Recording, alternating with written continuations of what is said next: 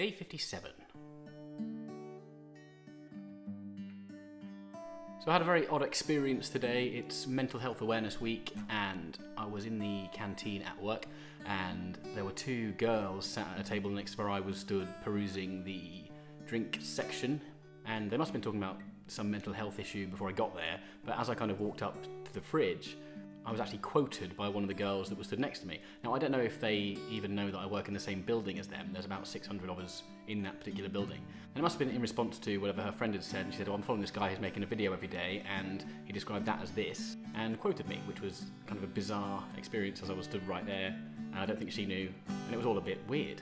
And then later on in the day, in two different conversations with two different people, both of them then quoted me to myself in a way to explain like a similarity to how we might feel about certain things, or in just a way that something has stuck in their head as a way of describing it. And I have been trying to figure out over the last probably week or so why I'm still proceeding with this blog and trying to find reasons to make sure the output is worth the input, I suppose.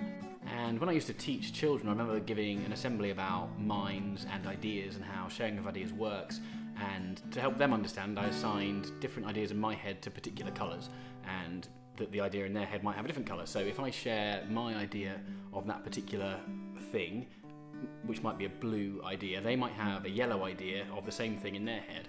And therefore me sharing it with them not only means they have the yellow idea, but they also have the blue idea, and those two things can actually mix together to create a whole new green idea, and therefore allow their creativity and idea capacity to expand. And equally, if my brain was absolutely full of red ideas, suddenly if a white idea is shared with me by somebody else, it's so much in contrast to how I view the world that actually that one white idea might make a significant impact on how I look at things.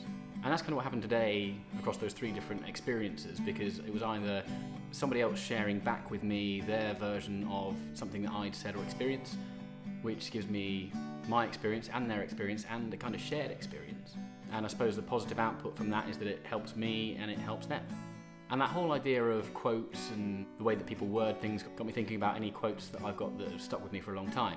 And ultimately found that there's kind of two that have really stayed in my head, one of which I can't find a source for nor an exact version of, but is to the effect of, seek out the good in every man, and speak of all the best you can.